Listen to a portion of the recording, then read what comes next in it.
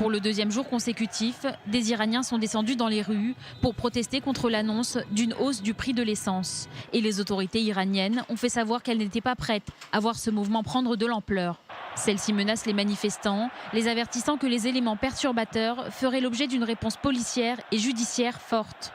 Je ne suis pas un expert et il existe des opinions différentes, mais j'ai dit que si les chefs des 3 branches prennent une décision, je la soutiens. Les chefs des 3 branches ont pris une décision renforcée par des avis d'experts et elle doit donc être mise en place. Cet avertissement fait suite à une nuit de protestation dans tout le pays en réaction à la décision du gouvernement d'augmenter le prix de l'essence. Des protestations durement réprimées. Au moins un manifestant a été tué, une dizaine si l'on en croit les vidéos postées sur les réseaux sociaux. La mobilisation populaire a relancé la pression sur le gouvernement iranien alors qu'il s'efforce de surmonter les sanctions américaines qui étranglent le pays. D'ailleurs, le secrétaire d'État américain a apporté son soutien aux manifestants iraniens.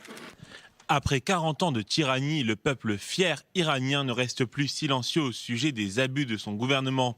Nous ne resterons pas silencieux non plus. J'ai un message pour le peuple iranien. Les États-Unis vous entendent, les États-Unis vous soutiennent, les États-Unis sont avec vous. La situation économique en Iran n'a jamais été aussi difficile et elle risque encore de s'aggraver. La situation va empirer pour le peuple. Vous voyez que le prix du carburant est passé de 1000 tomans à 3000 tomans aujourd'hui. Tout, y compris les produits alimentaires, va devenir plus cher. La situation économique des gens ne peut qu'empirer. Elle ne peut pas s'améliorer. Ce sera bon pour le gouvernement car le revenu du carburant va tripler. À Téhéran, certains manifestants ont été vus en train de bloquer une route, tandis que d'autres étaient rassemblés autour d'un véhicule en feu. Des scènes similaires ont été rapportées à Chiraz et à Ispahan.